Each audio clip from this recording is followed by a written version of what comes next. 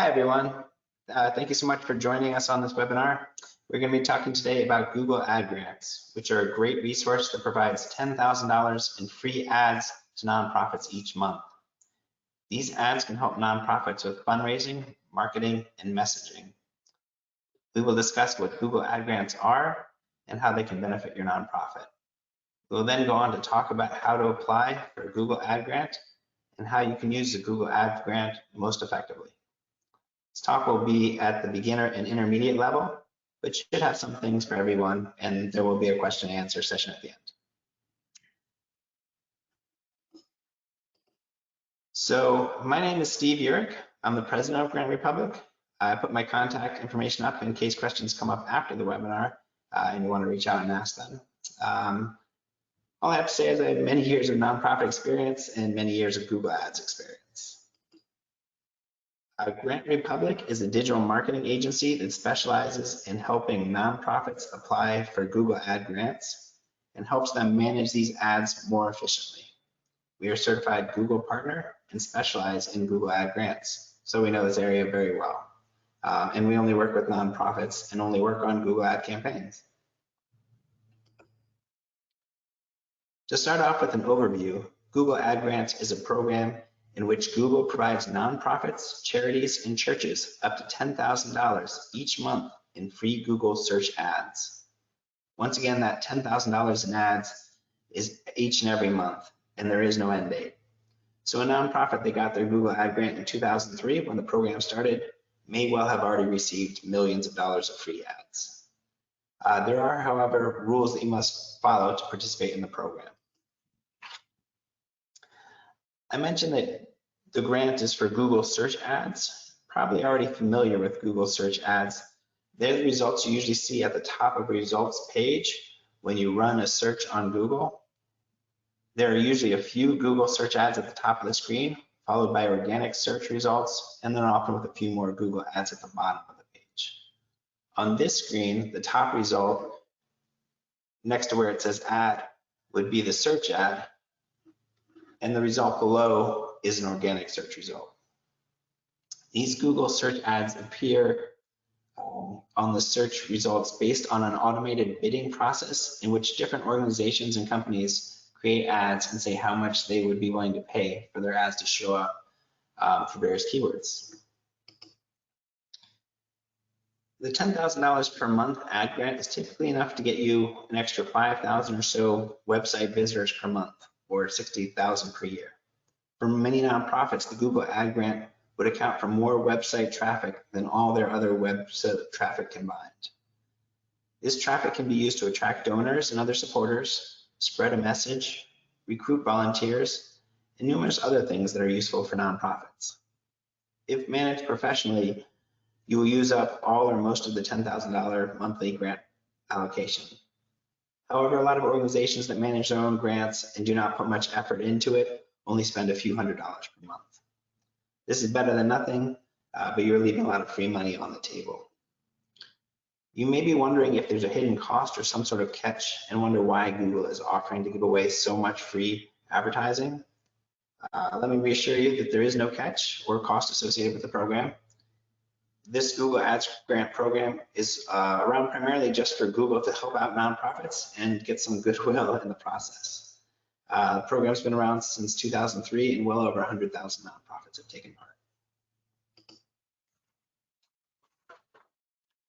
So the question you're probably wondering now is, does your organization qualify for a Google Ad Grant? Most likely the answer is yes. Most nonprofits and charities qualify for Google Ad Grants, and the program accepts charitable organizations and NGOs from over 60 countries, those shaded in orange on the map. In the United States, the main requirement is that the organization has received a 501c3 tax-exempt status from the IRS, which the vast majority of nonprofits in America have. Charities, churches, and NGOs in other countries have similar requirements, in which Google just wants to see that they appear to be legitimate charity. We have web pages on our website, www.grantrepublic.com. They lay out the registration process in specific countries, such as the United States, Canada, the UK, and Australia.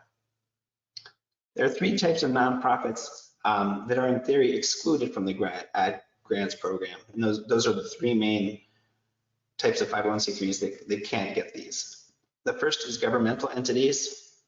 The second is hospitals, though to be clear, even though hospitals themselves are prohibited from taking part, hospital foundations and similar fundraising arms can still take part.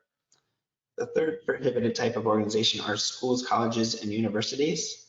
Once again, there's a big exception in that the related foundations and philanthropic arms of these schools and universities can take part in Google Ad Grants. In addition to these basic requirements about the types of organizations that participate, the organization must meet a few basic website requirements. The organization's website must be hosted on its own separate domain, as opposed to just being under some other entity's domain or being on a third-party site such as Facebook. The website needs to use HTTPS to allow for a secure connection.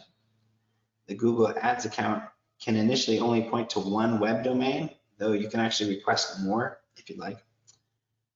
And you are limited to a $2 maximum bid for your ads to show up unless you automate your bidding. We'll discuss this part and the mechanics of setting up an account later in this talk. That's pretty much the bulk of the requirements in order to get a Google Ads grant, and most charities meet these or easily could. Thus, most charities are eligible to apply and receive a Google Ad grant. The application window is always open and is not a competition where you're competing against other charities. Instead, every organization that qualifies and applies correctly can get the grant. So to summarize, most everyone on this call likely can get a Google Ad grant. As long as your organization qualifies, you will likely get the grant as long as you apply correctly. There's essentially an unlimited number of grants that Google is willing to give away. While most charities qualify, you may wonder if Google grant program is only for large nonprofits and charities. Not at all. Small nonprofits stand to gain just as much as large nonprofits from the increased web traffic and the additional donations, as well as the exposure these ads bring. The Google Ads Grants program is made for both large and small nonprofits and everything in between.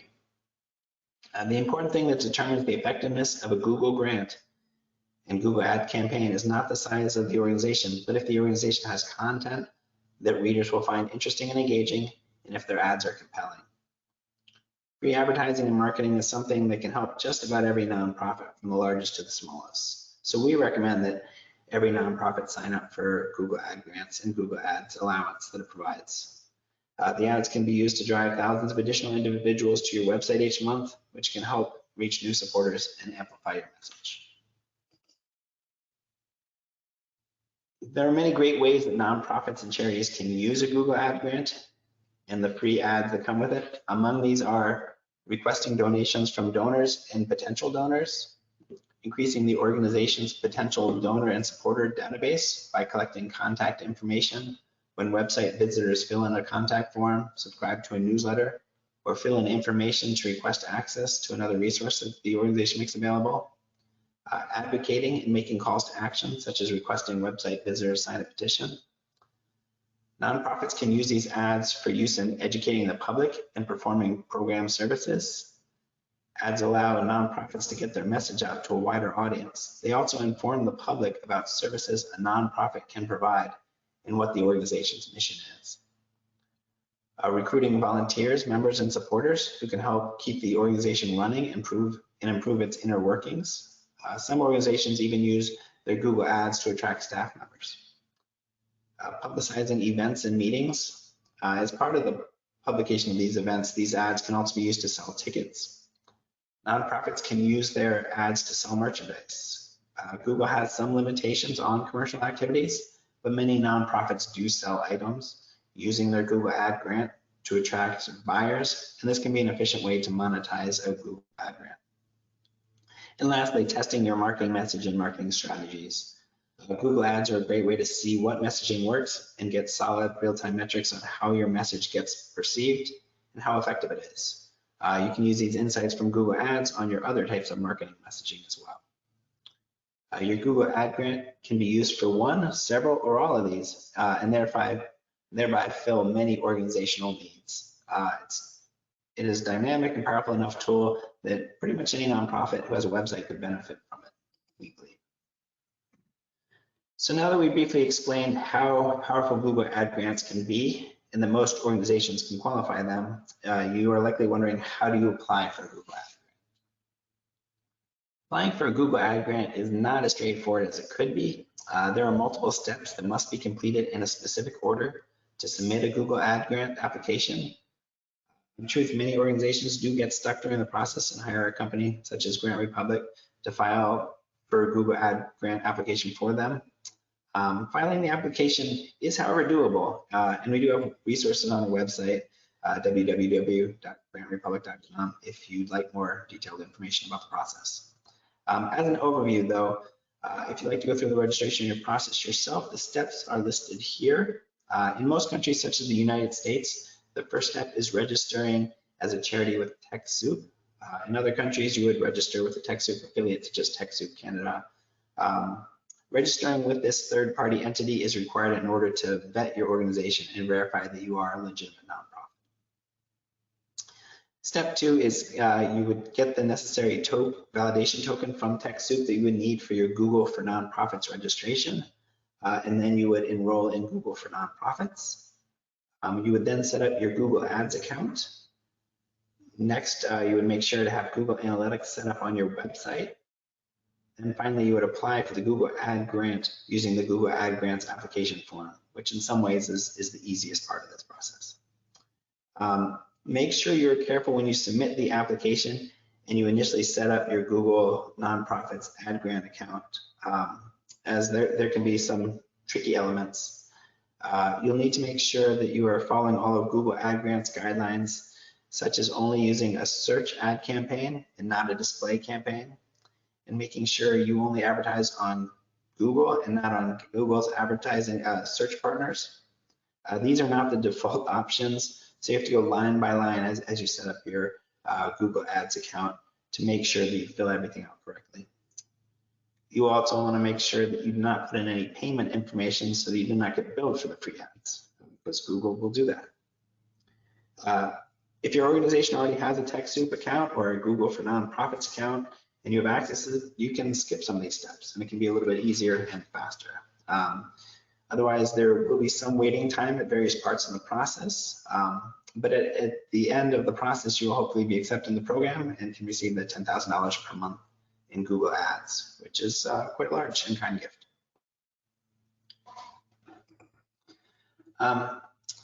One thing I mentioned as part of the Google Grants application is that you need to set up your Google Ads account. This is quite involved, so I wanted to go into a little bit more detail on how you initially set up a Google Ads account. Note that I say initially because you can continue to refine your Google Ads account over time in order to make it more efficient. But you'll need to at least have a basic setup initially. So I wanted to go into a little detail on this. When you set up a Google Ads account, you'll be setting up a number of different levels of messaging and targeting. A campaign is a term for the broadest grouping inside your account.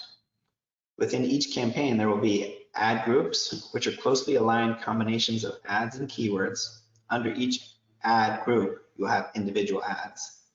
You can set various settings, such as geo-targeting at the account, campaign, or ad group level. Many of the settings that you will set up will be at the ad group level. These ad groups are focused on more specific topics, and you will set up specific keywords and ads and group them into groups so that you're really matching target keywords with the most relevant ad copy.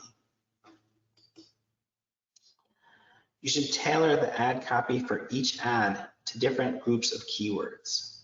Keywords are the search terms that you're trying to bid on as an advertiser in order to have your ads show when somebody searches for these keywords. For each set of keywords you will want to target, you should write ads specifically for the keywords and include the keywords as part of the ads. There will be obvious keywords that jump out at you when you first think about creating keywords. However, you should not just focus on these, since for one thing, they're likely to be many other organizations and companies that may be bidding for the exact same keywords. And thus they would take up a lot of your ad budget and be impossible to win a bid for. In general, the more keywords you use, the better. You should think about using long tail keywords which are phrases that are not searched very often and may be very specific or specialized. Well, they each individually are not searched for a lot. If you have a lot of long tail keywords, they will lead to a lot of web traffic. You should continue to build out your keywords over time. Often it makes sense to start broadly and cast a wide net and then narrow it once you consistently are using up your $10,000 per month allocation of free ads. Keywords can look for a specific search text, a specific phrase in a user search, or can broadly match the meaning of the search terms. Using broad matching, at least on some keywords, is a good way to get more traffic and more data about what people are searching for, and can help you refine your ad targeting. So often we suggest to do this initially, and then later on you can switch to phrase matching. You'll want to have different pools of keywords. Some can be related to your brand, such as the name of your organization. Some can be for pulling in members of the public that you want to educate on a topic. Some may be to show content to those who search for terms such as volunteer at a nonprofit near me. Keep in mind the concept of a funnel, which draws users closer to your group. So you may want to have keywords for brand new users and another set for those that are coming back to your website.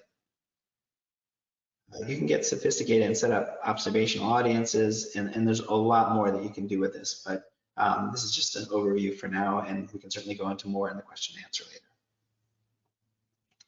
You are likely a subject matter expert in your organization and what it does, so you know a lot of terms that are relevant to your organization. However, you are in the thick of things and may not have a good sense for what somebody not as versed in your field may search for. So it's important to try to put yourself in their place and think of what potential users may search for. You can also do keyword research. There's a lot of tools that are out there that can provide information about keywords that people are searching for that are related to some of those that you already know. Google has some of these built into Google Ads, but there's also a number of others on the internet. Keywords are critical because when they're triggered, your ad may be shown, and getting your ad in front of users and having them click on it is how we drive web traffic. Let's talk a little bit now about how to create these ads. One thing you may not know about Google Ads is that you typically are not creating the whole ads themselves. The best practice is to take advantage of Google's machine learning and come up with various headlines and descriptions that make up the ad and create multiple options and let Google assemble the ads based on the pieces you created.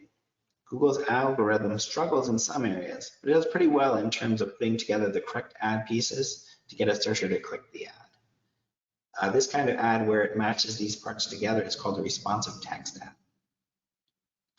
For the descriptions, you should use search phrases that the web searcher used to find the ad. You should also make sure to include well-written ad copy. You should make the ad pieces compelling and give people a reason to click your ads. You should also include a call to action and use some of the same copywriting techniques that you use in your other marketing. Organizations would want to set up a campaign for each of their main goals they are trying to use Google Ads to accomplish. For example, there could be one campaign for increasing its mail list, another for recruiting volunteers, one for spreading information about to the public about events, and so forth. It's beneficial and it will make the campaign easier to manage and will also cause your ads to be more tailored to the searches that you receive. Each of your campaigns should have at least a few ad groups. Ad groups should be focused on a specific topic. The keywords, ads, and ads extensions under that ad group should all be similarly focused. The more you can target your ads, the better results you will have. Each ad group should ideally contain several ads. Google's algorithm will make a determination of which ad would be most likely to be clicked in response to a specific web search. By including more ads, you are giving Google more choices with which to pick and better meet the searcher's needs. Similar technique for improving click-through rates is to have a responsive search ad in each ad group. Responsive search ads, as we discussed above, are collection of ad headlines and ad text, which allow Google to mix and match headlines and ad body that it thinks will be most effective. They're not the only ad type available, but Google really thinks that these are the future. While ads are short pieces of text, it's important that they should be well written by somebody with experience in copywriting or similar specialty. You may want to include calls to action in your ads. Certainly want your ads to be engaging and grab a user's attention. So spend time refining the wording of your ads and improving it over time. Along with crafting your ads well, you should pay attention to your intended audience and make sure that your ads are getting to the appropriate eyeballs. In Google Ads, you can select specific geographic areas in which to show your ads. You can also specify what days and times your ads are shown, and in response to what searches it gets shown. If one of your ads is repeatedly shown for a search that is not relevant, you can either narrow your keywords or you can add a negative keyword. Negative keywords are words that you can specify that stop the ad from being shown if that word is included in a search, even if which would otherwise show your ad. For example, if your organization is an animal shelter and only takes in dogs, you would want your ad to show for phrases like animal shelter, but you'd probably want to use a negative keyword such as cats, so your ad wouldn't show for searches such as adopt cat from animal shelter. Let's talk a little bit about ad extensions. Another tool that leads to better results for your Google Ad account is to make significant use of ad extensions. Google Ad extensions appear as part of the ad, but provide extra information or capabilities to the individual searching for the web. They also make the ad take up more screen real estate. Thus, they can help increase the chance that an ad will get clicked on. There's several types of ad extensions. I list some of the more common ones that you would probably want to use here. So call extensions list the organization's phone number in the ad. These can be especially useful for reaching individuals that are searching on a phone. Location extensions show the organization's address and can be valuable for organizations serving a specific geographic area. Site link extensions include links to multiple pages of your website. Having 4 to 6 site links is usually good practice for improving the click-through rate of your ads. And lastly, call out extensions are additional pieces or phrases which can be included in an ad, which can include essentially a sales pitch. You can say things like open 24 hours or call us today, things along with that nature. It often makes sense to set up most ad extensions at the campaign level, so all ad groups in the campaign can take advantage of them. If you have specified ad extensions that are relevant to a specific ad group, such as a call to action related to a specific event, you can make these at the ad group level. Most ad extensions will not change much over time, but if you have specific events, it can be a good idea to update your extensions for these. A lot of your Google ads you're going to be changing regularly, but Google ad extensions are one of the few things you can sort of set up and then not really come back to very often. So that was a somewhat detailed overview of how you can set up a Google Ads account and build it out once you have been approved for Google Ad Grant. Now let's switch to talk about ongoing compliance requirements for the Google Ad Grant program in order to stay in it. Once you're accepted into the Google Ads program, then begins the real task of continuing to improve and refine your Google Ads account and making sure you comply with Google Ad Grant's complex continuing eligibility requirements. Failure to keep up with these ongoing requirements will lead to a suspension of your account. And once your account is permanently suspended, there's not much that can be done. Google does not provide an easy way to appeal or get the account reinstated. Among the other ongoing Google Grants requirements, you'll need to make sure that you do the following. Maintain a click-through rate for your ads of at least 5%. That essentially means if your ads are shown to searchers 100 times, they will get clicked at least 5 of those times. 5% click-through rate is relatively high. The level can be quite hard for a nonprofit to maintain without an agency specializing in Google Ads to assist them. So this is probably the main item you're going to want to focus You have to log into Google Ads account at least every 30 days. You have to make changes to your ads, keywords, and other facets of your Google accounts once every 90 days. Google Ad Grants is not set it and forget it. You're required to make changes, which is a good idea anyway, just for optimizing your account, making it effective. There's an annual survey that Google will send you, so you'll need to complete that each year. You have to set up conversion tracking on your site and have at least one conversion per month. Each keyword needs to have a quality score of at least 3. Quality score is a metric of how relevant and useful your site and ad are for a user. And with only a few exceptions, keywords that you set up have to be composed of multiple words. They don't allow overly generic keywords in the Google Ads Grants program. Your campaign also needs to be structured a certain way. So you have to, each campaign needs to have at least 2 ad groups. Each ad group needs to have at least 2 ads in it. And your account has to have at least 2 site link ad extensions. So the site link ad extensions appear in your ads as hyperlinks that direct users to a specific page of your website. The ongoing requirements, especially the 5% click-through rate, are probably a lot more work and a tougher challenge than getting into the program to begin with. If you need help with your Google Grant acquisition and maintenance, feel free to give me or any of my colleagues at Grant Republic a call, and we can discuss your situation and give you suggestions. I'm happy to talk. It's fundamental to keep in compliance with all of the Google Ad Grants program requirements. A failure to do so can lead to a suspension of the nonprofit's account. Most organizations that once had a Google Ad Grant no longer do because of failure to comply with these rules. There are a lot of rules and they can be hard to keep track of. So you need to be vigilant or bring in someone who can assist you. Management of your Google Ads Grants account is probably not the sort of thing you want to ask an intern to handle for you. While Google Grants has a lot of requirements and some can be tough to meet, they're largely there to improve your Google Ad account. In most cases, it's in your best interest to go beyond the basic requirements that Google Grants requires. So while Google Ad Grants may require you to have 2 ad groups per campaign, if you have even more, you'll probably be even more successful. Similarly, having more campaigns is also good practice.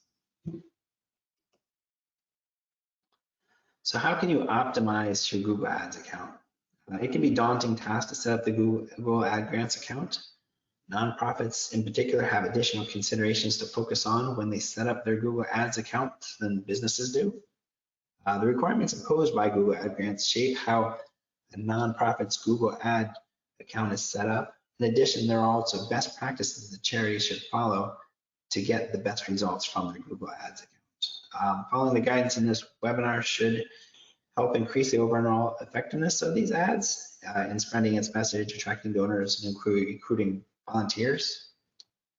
You'll need to think about account settings such as what geographic areas to target, and who your intended audience is. And these may be different for different campaigns. You could have one campaign target on public education, in which you want to reach everyone in the country, or a set of campaigns that are, or a set of countries that are looking for information related to the topic. But you might have a different campaign. It's about in-person services that you offer, and those you probably want to show at the city or state level. You can control quite a lot in Google Ads, such as when ads show what devices they show on, such as mobile or tablets, as opposed to computers. As you start running ads and getting results, you'll likely hone your account to get better and better performance. But initially, you may want to keep these settings pretty basic. You should set up a budget of $327 per day to use up your $10,000 allowance without going over.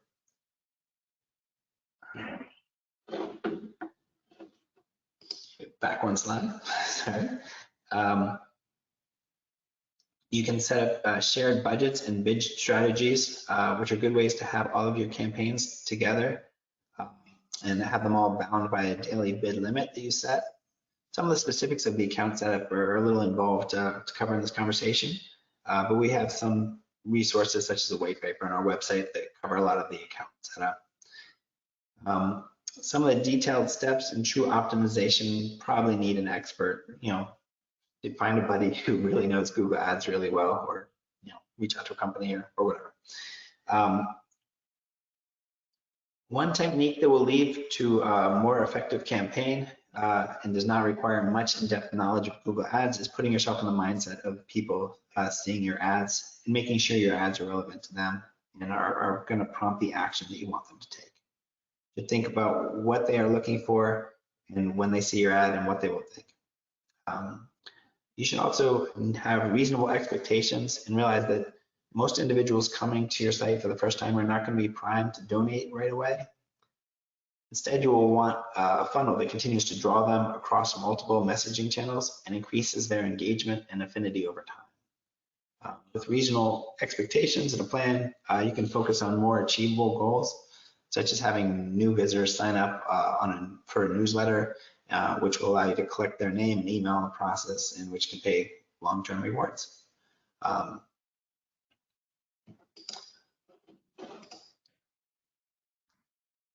Now that you have set up a Google Ads account, you will want to continually improve it in order to get better results. In order to know if you are improving things, you first need to have a baseline. So you should look intently at the information at Google Ads and in Google Analytics and make sure that clicks from ads and website traffic continue to be high and improve over time. However, even more important than that is to focus on conversions. Conversions record when someone who clicked your ad then goes on to perform an action that you care about, such as submitting a donation form. You should set up conversion goals for any action that you want to track, such as phone calls driven by ads, contact form submissions, donations, etc. Conversions should be segmented out by type, so you have more granular data. Conversions are probably the most important metric to focus on to ensure your Google Ads account and your campaign are achieving your organization's goals. You want to have multiple types of conversions to track different types of actions. You can also assign a numeric version to different kinds of conversions, so you can have one metric that sort of puts all of these together, so you can just quickly see how your account is doing. One other thing I mentioned is that there's a number of powerful tools out there that you can also use along with Google Ads and Google Analytics. We at Grand Republic use Google Data Studio a lot. It's a tool that we use to create dashboards for all our clients to see how their campaigns are doing. So you can look into some of these other pieces as well. Mostly talked about the ad side, but there is always your website is involved in the process as well. So just thought I'd talk briefly about how to get your website ready for Google Ads. After setting up your Google Ads account and tracking metrics, you will want to think about the experience that users will have once they click the ad and land on your site. Google calls this landing page experience. And if Google thinks users will have a good experience, your ads are more likely to be shown for a given search. Each ad click will also use less of your advertising budget, and your ad will show higher in search results, which in turn leads to more people clicking your ads. So how do you make sure your landing page experience is good? You'll want to make sure the site loads fast, is mobile ready, as those are two of the main factors that Google judges this metric based on. But also you'll want to see how well it addresses a user's search. That means you should ideally have multiple landing pages that your ads can direct users to, and that each landing page is related to a specific search. And thus, really the best practice is to have your ad and your keywords and your landing pages all pretty tightly linked together. You should strive to make sure your website has a significant amount of content and that web pages are focused on a specific topic that people may want to know about. Adding additional web pages and blog posts will often attract visitors to your site. And it should have several authoritative and detailed pages, which will be useful or informative to users. We often call these promotable content, but whatever you call them, definitely important to have those. All right, getting near the end of the talk and near the Q&A, but just cover a couple more topics. So now let's talk about how to effectively use Google Ad Grants. You should go into Google Ads management process with a mindset that you're going to continue to adjust and improve your account over time and increase the effectiveness of your ads. There's a constant stream of changes that Google Ads has, and so it takes a lot of time, and then just to continually improve your results is going to take some time. And just know that going into this. To approach Google Ads management in a professional manner, you should systematically test the changes you make to ensure they are having the desired results. This is best done through A/B tests, where you systematically compare two options against each other while keeping everything else the same and seeing which of the two options yields the best results. And you can also use A/B tests to refine your website and landing page verbiage as well. Google can do some things for you, such as deciding which ads to show a user based on its expectations of which ad is more likely to get a click. However, it's best to test the messaging with controlled experiments and see what you can learn. You can see that way what wording and verbiage gets you the best click-through rate. Essentially, metrics and stats are your friends, and they're going to help your campaign be more effective. Another effective technique is to use Google Ad Grants as well as a paid Google Ads account. While you may question why you should pay for ads when Google is giving ads free, there are some restrictions on your Google Ads account, your Google Ads Grants account. So you can't run certain types of ads, such as display ads or ads on Google Search Partners. The biggest reason to have a separate Google Ads account is to be able to run retargeting ads. These are ads that are shown to people who have previously visited your website. Not everyone likes these, but they tend to be very powerful, and they cost little and have high conversion rates. And even the impressions are a great way to remind people about your organization and keep you in their thoughts. So spending a few days on retargeting ads is often very effective and quite affordable, and often pays for itself in the long run. As you do periodic reviews of your Google Ads account, you should strive to use most of your $10,000 monthly allowance. Most nonprofits only use a few $100s of their $10,000 allocation of free Google Ads and are effectively leaving money on the table. Takes a little time to get the most out of your Google Ads accounts, but it's a worthwhile investment. You should also make sure to continually target and refine your audience so you reach those who would be the best fit to receive your message. If your free time or lack of experience with Google Grants limits you from doing frequent detailed analysis of your Google Ads account, please think about using our services to help handle the process for you. We at Google Grants are experts in Google Grants and Google Ads for nonprofits, and can make your account much more powerful as you get more value out of it. So put my contact information up. You can always just set up a free consultation and just talk to us, and happy to just discuss your situation.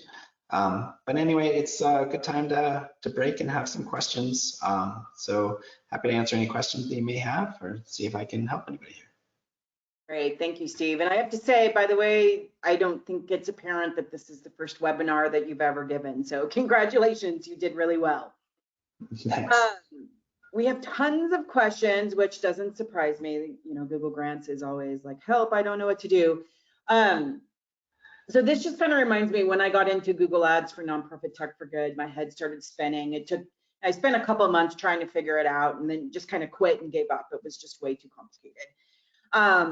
So, a lot of questions, and kind of the feeling is coming in that, wait, this sounds like it requires a lot of time, and we're a small nonprofit.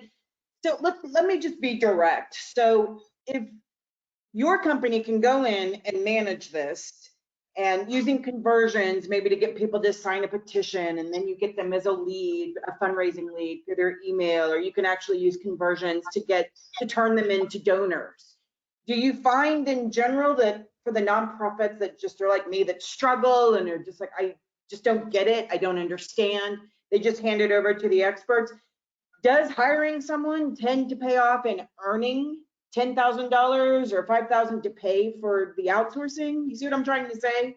Does it balance out? Yes, I think it does. So So yeah, and essentially, I mean, it's good to have the grant either way. If you only spend a few $100s, hey, that's a few $100s of ads you wouldn't use otherwise if you manage your own account and don't put that much time into it. Um, but yeah, if you bring in somebody who's expert in this, ideally, as long as they know what they're doing, they should be able to spend, pretty much the full 10,000, which, is enough to get you 5,000-6,000 additional web visitors each, targeted web visitors each month. For full transparency, what we charge, is 390. It's probably a little less, but there's other people out there who do this as well. It might be, $400-$500. But Is that a month? per 300. month. Yeah, so 390 per month. So just as a sense as to what this costs. So it's not a huge expense when you think of how much money potentially could come in through additional donations from us. Actually, I think that's a great value. A couple of people I know had contacted you and asked, and they're like, is this legit? Like, he's only charging $400 a month. Is this real? So that is an exceptional value out there compared to what I've heard. And clearly, you know your stuff. So let's get down. And, and I'm just thinking, so if you get 5,000 visitors a month and you have a pop-up on your site and 1 out of 20, subscribe to your email list. I mean, that just kind of pays for it in terms of leads right there. But anyway, so if somebody wanted to figure out how to do this on their own, how many hours a week would that take, do you think? It takes a bit to set it up. But then the honing making it more optimized over time it's a process. So you can put in as many or as little hours as you want. It really makes sense to be putting in a few hours a week, if possible. There are different changes to the program. Google's releasing a new version of Google Analytics, so that's going to make big changes to all this stuff. So you have to learn new software. So there's always new changes, and then you're always going to want to see new opportunities. There's new ad types, and web traffic changes over time. The visitors you get one month are going to be different than maybe you've gotten in the past, and just being aware of how this changes will help you get better results. And do you work in conversions, right? So you can actually get that tracking code and put it on a nonprofit's website to see how you're converting people through ads? Exactly. And that's actually required by Google Ads. For anyone who now is getting it, you actually have to have conversion tracking set up. Okay, so this is not for let me sit down and take a couple of free webinars and try to figure it out for myself. You'll end up spending hours and hours and hours and hours. And one person was asking, so about keywords and search tools, and then can you give us an example of what a long tail, keyword search is, just so people know what that means?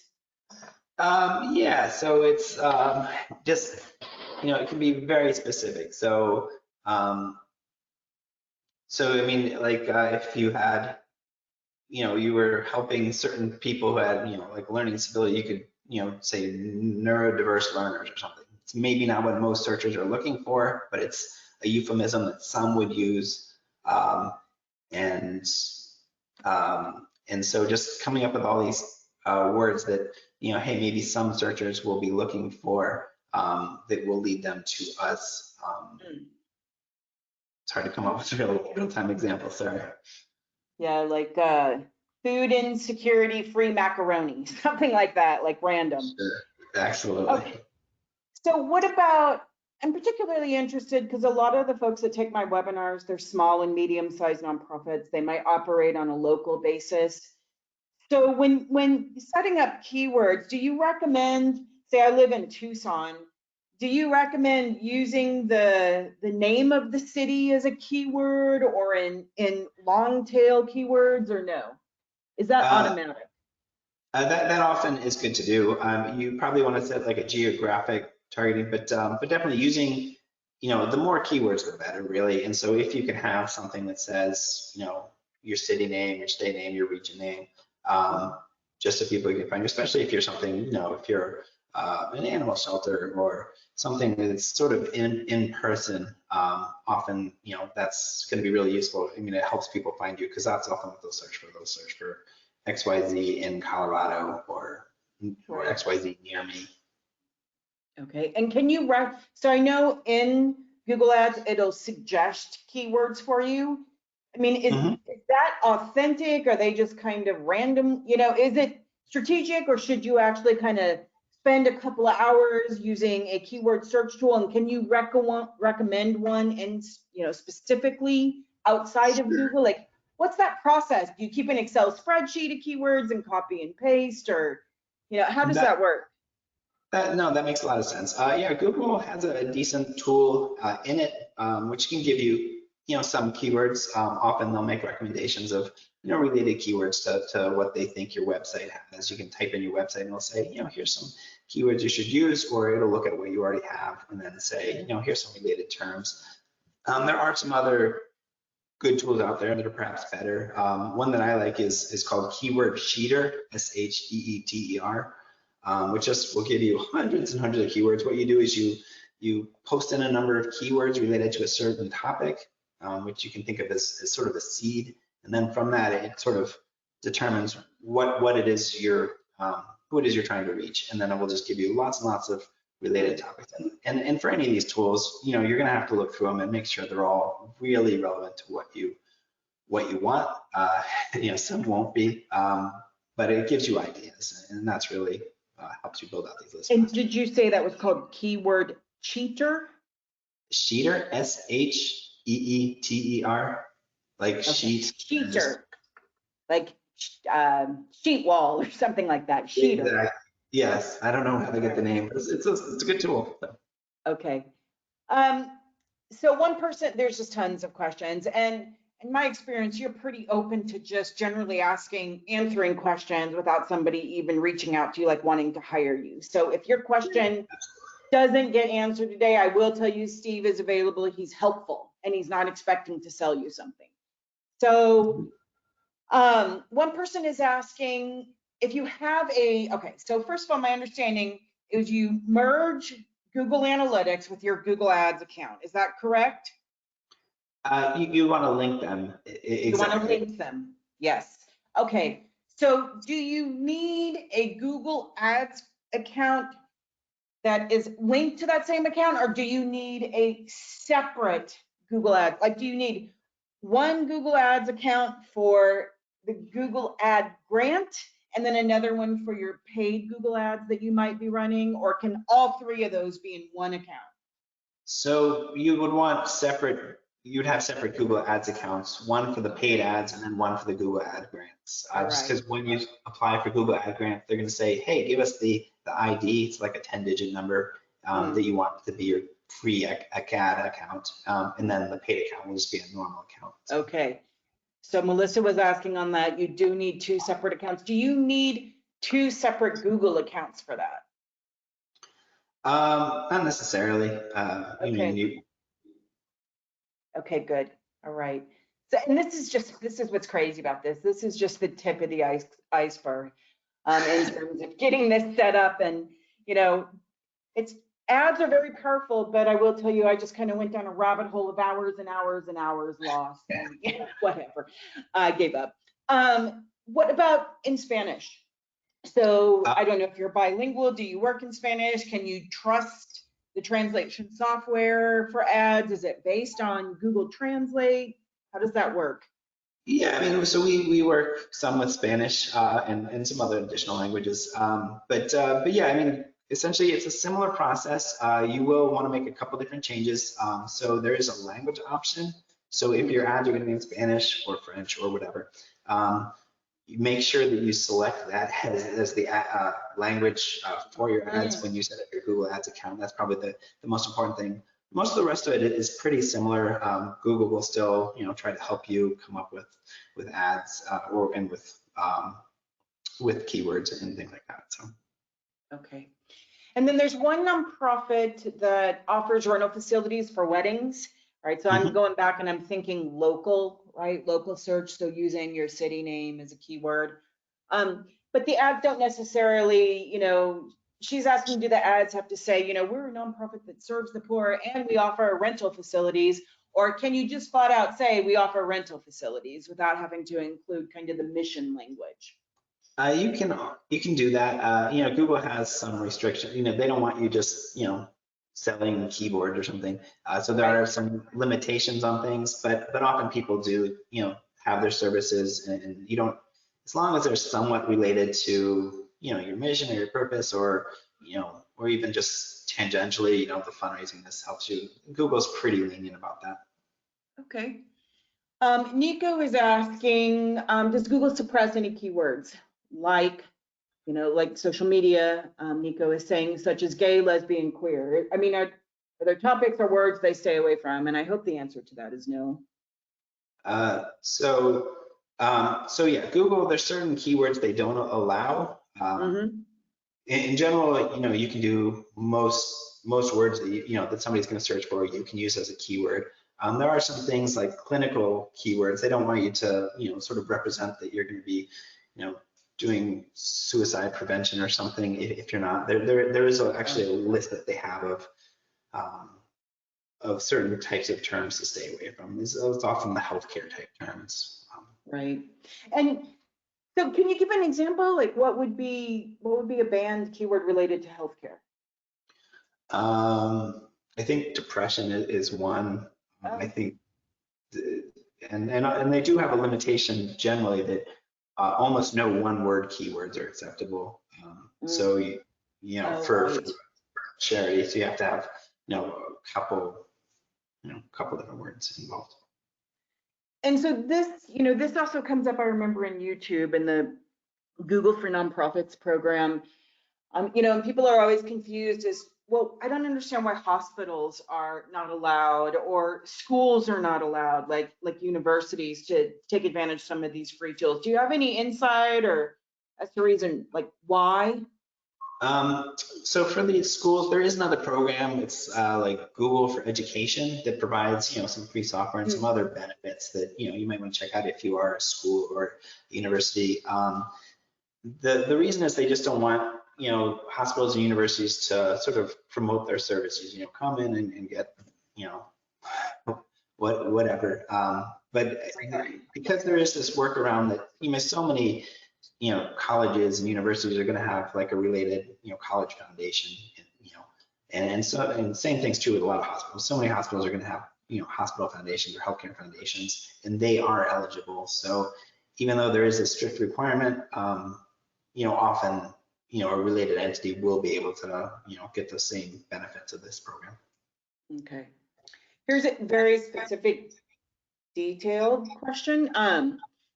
Can you go over not providing payment information again? I actually managed to set up a campaign which scored excellent in setup, but the last step in billing prompts me to authorize a temporary $50 payment.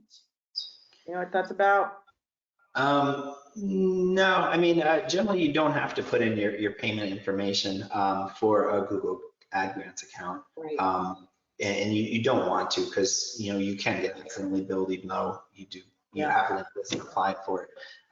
So it's generally best just not to include that. It may be thinking when you first set it up that you're just a regular paid account, and so often, when you do have a paid account, then they do first verify that you are who you say you are, and the payment is part of that. So. So what if there's a nonprofit listening that, maybe it's a new person or joined, and kind of Google Ad Grants have just fallen, the Google Ad Grant has fallen to the wayside and they don't actually know they have one. Where can you check that in your Google account to see if you already have it approved, and maybe it's, gone into sleep mode or been shut down? Where do you see that information in Google Analytics or grants? I can't keep it all straight. Where do you find that? I mean, you can look in your Google Analytics and see if you had any paid search ads. And then often you might have to change, they have certain periods that they display by default. But if you go that back, 5-10 years, you'll see, oh, somebody set one up, a few years ago. There's, tens of thousands of paid search ads then or something.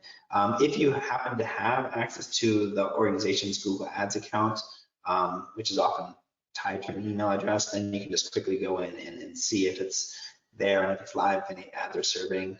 If there's an issue with the account, there'll be a little bar at the top of it saying what the problem is, you know, if it's been suspended or if it's, or whatever. If you need to, sometimes they require you to verify that you're still tax exempt. And so you just do that step and you reactivated it. So I mean, those are the easiest things. The issue is sometimes the Google Ads account will be under someone who, say, left the organization and you're not familiar with it. So. Okay. Is the 5% click-through rate, is that difficult to achieve? The required 5% click-through rate? Like, it's not really hard. It's the kind of thing that if you have a good bit of experience with Google Ads, you can do. You just target the ads correctly. I mean, it's certainly obtainable. Like, we've certainly never lost the Google Ads ad grant for any of our clients. So it's never a case where you can't meet it. But unfortunately, there are organizations that don't spend a lot of time on it. Often they'll struggle to meet that. That's one of the main reasons why it gets suspended. That, or just basics like just not logging in and making changes to the account in the 30 or 90 day period. One person is asking, what does it take to get permanently banned? Like, how bad do you have to be to get permanently banned? There's a little bit of flexibility. So often what happens if you there's a million little things you have to follow. I didn't even list all of them, some of the more obscure ones. But what happens is you generally get a nasty email from Google, and just saying, hey, you don't seem to be meeting the requirements of this program. And at that point, you generally have 30 days to fix the issue. And it's just, and often they don't necessarily check this all the time. So even though in theory, you're supposed to have a quality score of 3, have really relevant ads for all of your ads. If you have a few of them less for a little bit, you're going to be okay. If it takes you a while to set up the account after getting the grant, you're probably going to be okay. But if months go by and you're just, you're just not able to abide by some of these rules, the click-through rate or logging in, then they will ban you. And unfortunately, once you're banned, there's really not an easy way to reverse that. Wow. Okay. So that's important. Did everybody hear that? Like, once you get to that point and you ignore the emails and don't fix the problem, they ban you and it's done. Is that correct? Yeah, pretty much. It's a struggle. And I guess the reason is they want good ads. They don't want, they want people to value the $10,000 grant, and they want good ads to show up in search results. Is that the kind of underlying motive there? Exactly. They're thinking about what the web searcher sees a lot, and they want it to be relevant to them. And they, so that they're, so that's why they care about things like quality score and click-through rate. They just don't want, just you targeting these ads and just throwing them to everybody, whether it's relevant or not. And do you need to reapply every year for this grant, or is it just as long as you keep your account in good standing, you're good to go? Just one time. Every once in a while they'll ask you. There's an annual survey, and there's and every once in a while they do ask, and can you just prove that you're still a nonprofit? Every once in a while they'll do. But in general, once you're in, you're in, and you can stay in for 10, 20 years. Wow. So let's say that you have the grant and you've narrowed it to where you just have 3 ads that are performing well. I mean, is that realistic, or do you need 16 ads and you're constantly changing and working? Or if you settle on 3, you just keep those running, they keep performing, and they can run indefinitely, maybe a tweak here and there every couple of months? Or is it really something like you're in there constantly experimenting, taking new ads, allowing the responsive ads to go? How's this really work on a day-to-day basis? Sure. Yeah, there are certainly organizations that, they create a few ads, they, have a good bit of success with them. They can just leave those up. Obviously you do have to log in every month and make changes every, 90 days and things like that, just stay in the program. But that's okay, as long as your ads are good and will continue to be, relevant, they're evergreen type ads. You can just keep them up, and that's all there is to it. Because the ads, they're somewhat dynamic, where you put in a whole bunch of descriptions and headlines. Once you have those set up, you're in good shape. The issue is that every couple of years, Google sort of changes how they want ads. So things like the responsive text ad that we're using now, a couple of years ago, that wasn't really a thing. It's become a lot more common. We used to have expanded text ads and regular text ads, and who knows what they're going to be wanting everyone to do in a couple of years from now. So. Okay, got 2 more questions in the interest of time. I could have swore I saw something, an email or something come through that new Google Analytics are launching next year, something I think called Google Analytics 4. Is that correct? And how does this affect this? Yeah, absolutely. Yeah, it's going to take effect and it's going to be required for everybody in about 12 months from now. It's going to be next June, I believe. And so it's just another way that you currently, a lot of people use Google Analytics. It's just going to be another version. Unfortunately, there are going to be changes. Those that have already set up Google Analytics, they're going to, which requires, putting a little tag on each of your web pages or using a tool like Google Tag Manager. Unfortunately, this is going to have to change a little bit. So there will be some work, but in general, it's not going to be huge. It's just another one of these transitions that Google sort of requires every couple of years. So. And can you upgrade to that now, or do you have to wait for 12 more months? You can absolutely upgrade it now. Google's definitely pushing it. You'll get a little message each time you log into Google Analytics. Right. All right. And my experience with any of these tech companies is the early adopters always win. So the sooner the better.